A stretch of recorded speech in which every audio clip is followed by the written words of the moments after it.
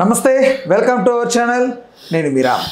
I బొమ్మ, movie rules ఇలాంటి అనేక రకాల మూవీ పైరసీ ప్లాట్ఫామ్స్ని అరికట్టేందుకు హైదరాబాద్ పోలీస్ యంత్రాంగం గట్టిగా నిర్ణయం తీసుకున్నారు. అయితే ఈ నిర్ణయానికి పట్ల ఇచ్చినటువంటి వార్నింగ్ని ఐ బొమ్మ చాలా వ్యంగ్యంగా ఒక ఆన్సర్ ఇచ్చింది.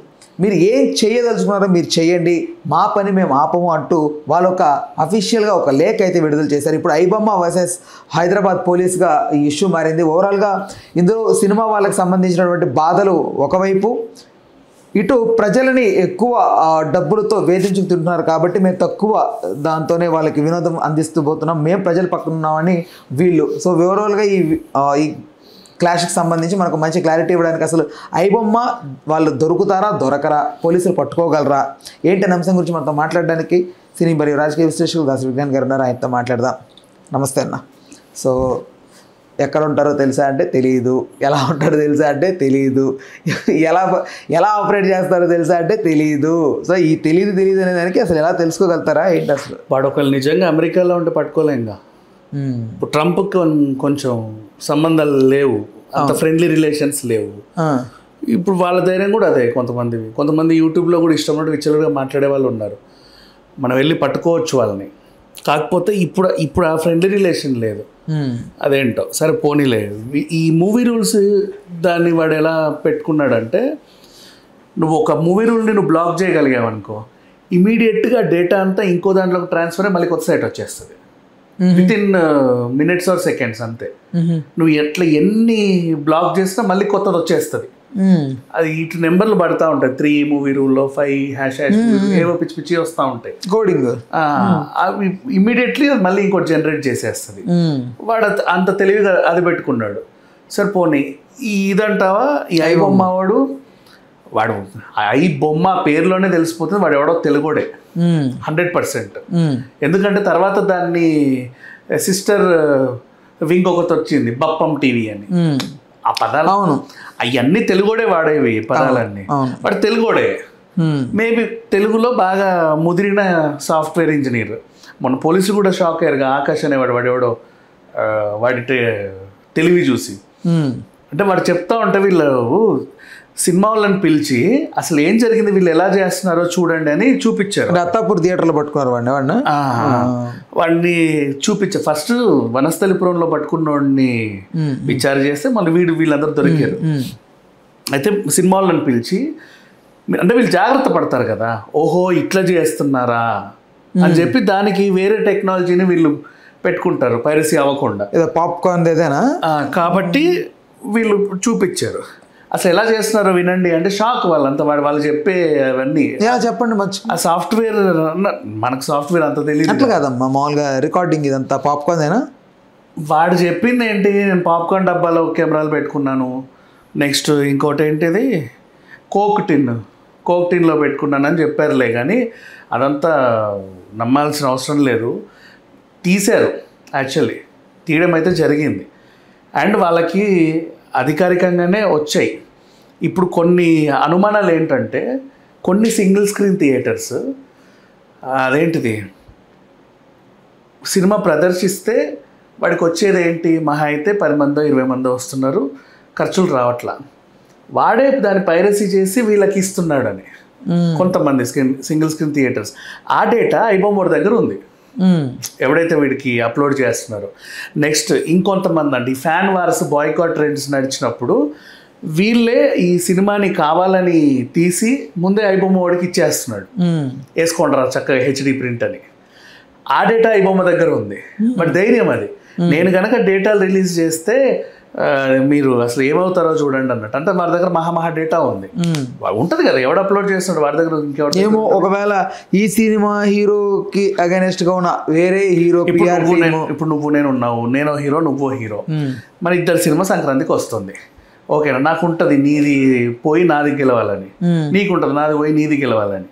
నేనేం చేశా, అసలు అథెంటిక్గా రిలీజ్ చేసుకొని రిజల్ట్ పంచుకోవడం అది వేరు. వీళ్ళు ఏం చేస్తున్నారంటే, రిలీజ్ రోజు ఇప్పుడు నాకు సంబంధించిన ఫ్రెండ్ ఉంటుంది, ఆ థియేటర్లో మొత్తం నా వాళ్ళే ఉంటారు, మేము కొనేస్తాం ఓ షో అంతా. మా పని ఏంటంటే మీ సినిమా తీయడమే. అదే పనిగా తీసేసి వీడికి అమ్మేస్తాం. వీడు వేసిన తర్వాత మళ్ళీ మేమే ఏం చేస్తామంటే అదేంటిది పలానా రామ్ సినిమా ఓటీటీలోకి వచ్చింది, షాక్, అందరూ షాక్, హెచ్డి ప్రింట్తో వార్తలు రాపిచ్చేస్తా ఓ 30 వెబ్సైట్స్లో. తెలియనోడికి కూడా తెలిసిపోతుంది, అరే ఓటీటీలో వచ్చిందంటారా, ఎందులో వచ్చిందో చూడు అని చెప్పేసి. ఓటీటీ కాదు, ఇంటర్నెట్లోకి ఎతుకుతారు, ఏదో దాంట్లో ఉంటుంది. ఫస్ట్ ఎతికేది మూవీ రూల్స్ ఐ బొమ్మనే కదా, ఖచ్చితంగా హెచ్డి ప్రింట్ ఉంటుంది దాంట్లో. వాడు చూడు ఒక పక్కన నడుస్తూ ఉంది ఐ బొమ్మ గురించి. నిన్న ఏ రోజైతే న్యూస్ వచ్చిందో, ఏ రోజైతే సివి ఆనంద్ గారు చెప్పారో, ఏ రోజైతే సజ్జనార్ గారు పోస్ట్ తీసుకున్నాడో అదే రోజు ఇడ్లీ కొట్టు పెట్టాడు వాడు.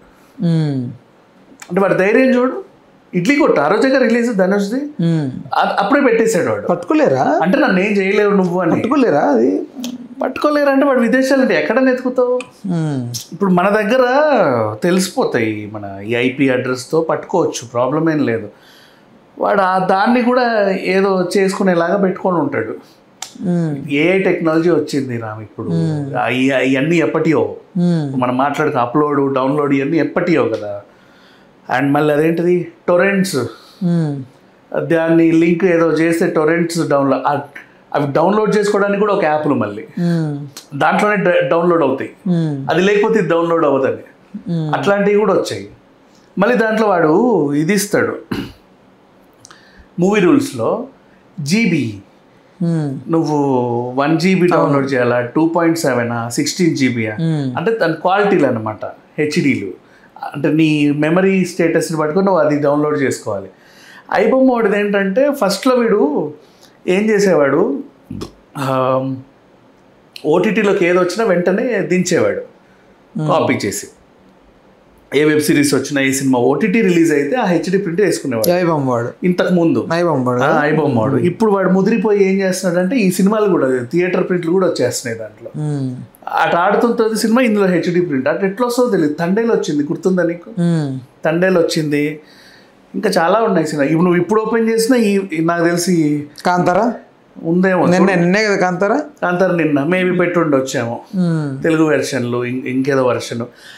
ఆ సినిమాలు ఇంకా ఆడుతున్నాయి. ఆ పిల్లోడిది ఆ లిటిల్ హార్ట్స్ ఆడుతున్నాయి, ఇంకా ఉన్నాయి. అమీరాయి ఆడుతున్నాయి. అవన్నీ వీడు పెట్టేస్తాడు దీంట్లో. మళ్ళీ నీకు ఎంచుకోవచ్చు ఏది డౌన్లోడ్ చేసుకుంటే అది. పట్టుకోవాలంటే పట్టుకోగలము, కాకపోతే అంటే వీళ్ళు ఇంత స్ట్రిక్ట్ చేశారు, బాగానే ఉంది. ఇప్పుడు మనం ఏం చేయాలంటే ఫస్ట్ యాక్చువల్గా వాడిని పట్టుకునే బదులు వీళ్ళు చేసిన, ఆనంద్ గారు చేసిన ఫస్ట్ స్టెప్ నాకు బాగా నచ్చింది. ఫస్ట్ సినిమా వాళ్ళని పిలిచి ఎడ్యుకేట్ చేశారు వాళ్ళని, వీళ్ళు ఇలా చేస్తున్నారు అని.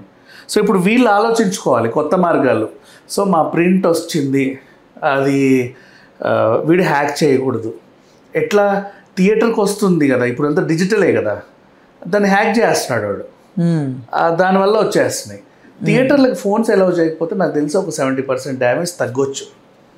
ఇప్పుడు తిరుమల తిరుపతికి 1,00,000 ఫోన్లు తీసుకొని 1,00,000 ఫోన్లు ఇస్తున్నావు. నువ్వు దర్శనం 8 గంటలు చేసుకొని వచ్చినా నీ ఫోన్ సేఫే కదా. ఇంకా స్టేటస్లు పెట్టుకోవాలి, ఒకప్పుడు అవన్నీ లేనప్పుడు సినిమాలు 100 రోజులు అమ్మా. ఇంటర్వెల్కి బిల్లు పే చేయాలి కదా, మన పాప్కార్న్కి కూల్ డ్రింక్లకి బిల్లు పే చేయాలంటే మనకు ఆన్లైనే. ఒకప్పుడు అయితే చెప్తున్నా, ఈ డిజిటలైజేషన్ వచ్చిన తర్వాత కంపల్సరీ ఫోను మాకు నీడు. బండి పార్కింగ్ కి ఫోన్ పే చేసిన తర్వాత హడావిడికి టికెట్ చూపెట్టాలన్నా ఫోన్ ఉండాలి. మీకు అర్థమైందా?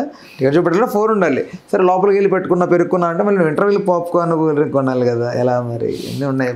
కంపల్సరీ క్యాష్ చేస్తే థియేటర్లో అప్పుడు అప్పుడు కొంచెం, ఎందుకంటే ఇప్పుడు గవర్నమెంట్కి సంబంధించినవి కొన్ని ఉంటాయి. ఇప్పుడు కోర్టు లేకపోతే ఇంకేమైనా ఖర్చులు ఉంటాయి. ఇప్పుడు కోర్టుకి వెళ్ళావనుకో, కింద అన్నిటి నువ్వు డబ్బులే, యూపీఐలు ఉండవు, క్యాష్. నువ్వు బయటికి వెళ్ళి ఏటీఎంలో విషయం కాదు అది పెద్ద. మరి నువ్వేం ఆన్లైన్ చేయాలని ఏం లే, నార్మల్గా నువ్వు టికెట్లు డబ్బులతో కూడా తీసుకొని వెళ్ళొచ్చు, బెటర్ పెట్టుకోవచ్చు.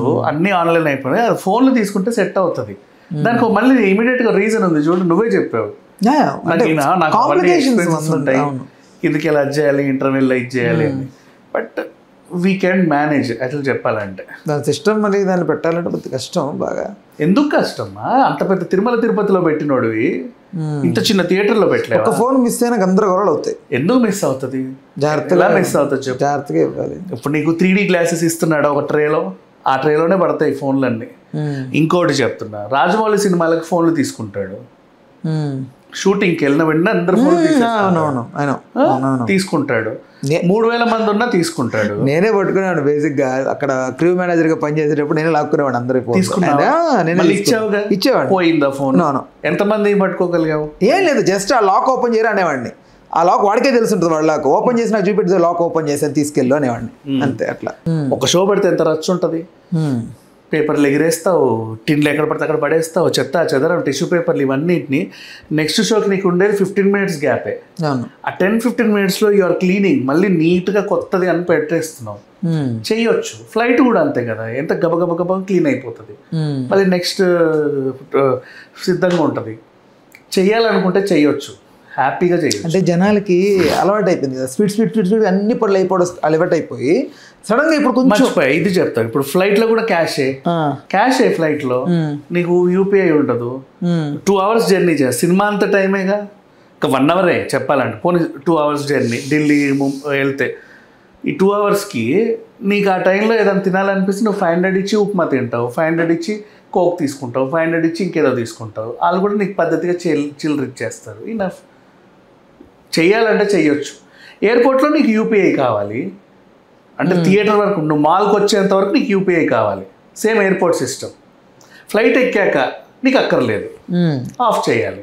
సినిమా కూడా అంతే కదా, అక్కడికి ఆఫ్ చేసేసే సరిపోయింది. దెన్ జామర్లు పెట్టాలి ఇక్కడ నుంచి థియేటర్లో, ఫోన్లు పని చేయకుండా. ఎక్కడో పెడతారు కదా ఇప్పుడు కొన్ని ప్రదేశాలు, అప్పుడప్పుడు జామర్లు ఉంటాయి. ఇన్ని సాఫ్ట్వేర్లు కొనుక్కున్న వాళ్ళు ఎక్కడైనా కెమెరా రికార్డ్ అయ్యి అంటే మనుషుల్ని నువ్వు కంట్రోల్ చేసావనుకో, నీకు అయినా సరే ప్రింట్ వచ్చిందంటే అప్పుడు ఇప్పుడు నువ్వు అడగాలనుకుంటే, ఇప్పుడు చూడు పైరసీ ఎవడు చేశాడు, 1,000,000 మందిలో ఎవడు చేశాడు కనుక్కోవడం కష్టం. 1,000,000 మందిలో నువ్వు 1,000,000 మందిని కంట్రోల్ చేస్తే 100 థియేటర్లు ఉంటాయి. ఖచ్చితంగా ఈ 100 థియేటర్ల నుంచి ఎవడో ఒకటి చేసాడు. ఆ 100 మందిని విచారిస్తే నీకు ఆడ ఎవడో దొరుకుతాడుగా. సింపుల్ ఎత్తి కనుక్కోవాలంటే ఏమైనా చేయొచ్చు, కాకపోతే వాళ్ళకి లొంగకుండా కూడా ఇంకా చేసుకోవాలి. ఒక్కసారి సినిమా నీది ఓటీటీలోకి వచ్చింది అంటే ఖచ్చితంగా 100 మంది డౌన్లోడ్ చేస్తారు. పట్టుకోగలరా అంటారా?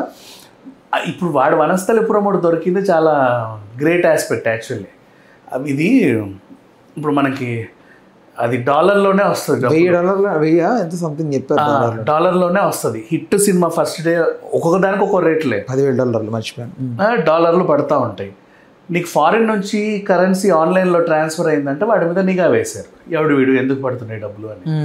ఆ రూట్లో దొరికేటోడు యాక్చువల్లీ. వాడు పైరసీ రూట్లో వెళ్తే దొరకలా. వాడు దొరికిన తర్వాత పైరసీ మీద ఇంకా ఒకటి దొరికితే నెక్స్ట్ లీడ్కి వెళ్ళిపోతాం కదా. అట్లా నెక్స్ట్ ఇక్కడ దాకా వచ్చింది. ఆడేం చెప్పాడు, ఎట్లా వస్తున్నారా నీకు డబ్బులు అని అడిగితే అన్నాడు క్రిప్టో కరెన్సీకి మూలం ఏంటి, ఇట్లా ఆన్లైన్లో మూవీలు అప్లోడ్ చేయాలంట, దాన్ని ఏది టెలిగ్రామ్ నుంచి ఏదో చేసాడు, సెండ్ ద్వారా లింకులు మనం పంపిస్తుంటాం. అట్లా పోయింది. అది పోయిన తర్వాత వాడు వీడికి డబ్బులు ఇవ్వాలంటే వాడు $లో ఇచ్చాడు. వాడు డైరెక్ట్ ఇవ్వడంట, వాడు క్రిప్టో కరెన్సీలో ఇస్తాడు. దాన్ని వీడు మళ్ళీ ఇంకేదో ఉంటాయి కదా మనకి మనీ పే యాప్స్, దానికి కన్వర్ట్ చేసుకొని దాని నుంచి INR కన్వర్ట్ చేసుకొని వీడి అకౌంట్లో పడుతున్నాయి. అట్లా పడుతుంది. ఇప్పుడు మనకి యూట్యూబ్ రెవెన్యూ రావాలన్నా బ్యాంక్ నుంచి ఒక కాల్ వస్తుంది తెలుసు. యూట్యూబ్ రెవెన్యూ వాడు చేస్తాడు, నీ అకౌంట్లోకి ట్రంప్ డబ్బులు పంపాడు, నీకు ఎందుకు పంపాడు అని. నువ్వు ఉగ్రవాదివా, నువ్వు తీవ్రవాది అంటే, లేదండి నేను యూట్యూబర్ని, నాకు ఎలాంటివి పడలేదు, జెన్యున్గా వచ్చిందని చెప్పుకోవాలి. వీళ్ళందరూ అలాగే చెప్పుకుంటారు. బట్ ఇట్లా జల్లడ పడితే వీడు దొరికాడు. అది వీళ్ళని టెక్నాలజీని మనం కంట్రోల్ చేయలేము, ఎందుకంటే ఒకటి పోతే ఇంకోటి వచ్చేస్తుంది. అండ్ వీరు మూవీ రూల్స్లో నీకు తలకాయలతో సినిమాలు కనిపిస్తాయి చూడు, పిచ్చివి. ఇప్పుడు ఒక AI సాఫ్ట్వేర్లో ఆ లింక్ నువ్వు పెట్టావనుకో, అది నీకు సినిమా నీట్గా ఇచ్చిస్తుంది HDలో. అట్లాంటి సాఫ్ట్వేర్లు కూడా వచ్చాయి. ఏం చేస్తావు చెప్పు, సాఫ్ట్వేర్ డెవలప్ అవుతానే ఉంది. ఈ ప్రమాదం అంటే ఎంతవరకు ఇది ప్రమాదంగా మారే అవకాశం? తీవ్ర ప్రమాదం. అసలు ఎవరు తీవ్ర ప్రమాదం అంటే ఆల్రెడీ ఇప్పుడు సినిమా అయిపోయింది మా 2 రోజులే 3 రోజులే సినిమా ప్రపంచం. ఇంకా ఫ్యూచర్లో థియేటర్లు ఉండవు. మనము అదేంటి ఎక్కడో ఒక థియేటర్ ఉంటుంది, సుదర్శనో లేకపోతే శ్రీ మయూరో ఏదో ఉంటుంది. ఆ థియేటర్ని చూడడానికి వెళ్ళాలి. ఫస్ట్ థియేటర్ని చూడడానికి ఒక 1500 గంటల లోపలికి వెళ్ళాలి. అది ఒక యాంటిక్ పీస్ అది. దాని తర్వాత ఇంకా అందులో సినిమా చూడాలంటే ఇంకేం చేయాలో తెలియదు. ఇంకా సినిమాలు ఎవడు అన్నీ OTTకి వచ్చేసి ప్రమాదం విపరీతంగానే ఉంది. దాన్ని ఎవరు కనుక్కోవట్లే యాక్చువల్గా చెప్పాలంటే. వస్తున్నాయి సినిమాలు. ఎందుకు ఇప్పుడు జనాల ఆడియన్స్ కూడా ఏమనుకుంటున్నారంటే ఏదో నువ్వు ఇప్పుడు ఈ కాంతారా చాప్టర్ 2 లాంటివో లేకపోతే అవతార్ లాంటివో సినిమాలు వస్తే తప్ప థియేటర్ రావట్లే వాడు. మిగతా అన్ని స్టోరీలు వాడికి ఫోన్లోనో లేకపోతే ఇంట్లోనో చూసుకోవాలనుకుంటారు. ఇంట్లో తెరలు పెరుగుతున్నాయి, థియేటర్లు అలాగే ఉన్నాయి, ఇంట్లో పెరుగుతున్నాయి. ఒకప్పుడు 35mm థియేటర్ ఉండేదా, ఇప్పుడు అంత స్క్రీన్ ఇంటికి వచ్చేసింది మనకి. అవును. మళ్ళీ ఈ మొన్న సేల్లో 15-17,000కే 55 ఇంచెస్ అమ్మారు మొన్నటి సేల్లో. ఇప్పుడు 95 ఇంచెస్ నెక్స్ట్ సేల్లో 25,000కి వచ్చేస్తుంది. ఏం చేస్తావు? అట్లా ఉంది పరిస్థితి. ఇంట్లోనే థియేటర్ అయిపోయింది, హోమ్ థియేటర్. 50,000 ఇస్తే హోమ్ థియేటర్, మళ్ళీ ఈఎంఐ ఆప్షన్. నీకు నెలకు 3,000 ఇచ్చుకుంటే అదంతా వచ్చేస్తుంది, వాడు ఇచ్చేస్తాడు నీకు ఎప్పుడన్నా కట్టుకోపోవని. మంచి ఇంటి నిండా థియేటరు, దాంట్లో అన్ని యాప్స్, నెట్ఫ్లిక్స్లు అన్నీ 1 year సబ్స్క్రిప్షన్. ఇంకా బయటికి కదిలే అవకాశం లేదు. ఎప్పుడన్నా ఏదన్నా ఏదో వచ్చింది, రాజమౌళి మహేష్ బాబు సినిమా వచ్చిందంటే అప్పుడు వెళ్తారు థియేటర్కి. అంతే. వాడు ఏం చేస్తాడు, నువ్వు సంవత్సరానికి ఒకసారి వస్తున్నావు కాబట్టి ఉన్న థియేటర్లన్నీ మూసేసుకుంటారు. ఒకటి ఉంటుంది ఏదో ఊరు చివర, అది ఆడుద్ది అప్పుడు నిదానంగా ఎప్పుడన్నా సినిమాలు రిలీజ్ అయినప్పుడు. అదే వస్తుంది పరిస్థితి ఈ పైరసీ పెరిగిన కొద్దీ. ఓకేనా, థ్యాంక్స్ అందరూ, థ్యాంక్స్ ఇన్ఫర్మేషన్. హలో, తెలుగు రాజ్యం ఛానల్ చూస్తున్నారా? సామాజిక రాజకీయ జీవన చిత్రణే తెలుగు రాజ్యం. అతిశయోక్తులు అసత్యాలు ఉండవు.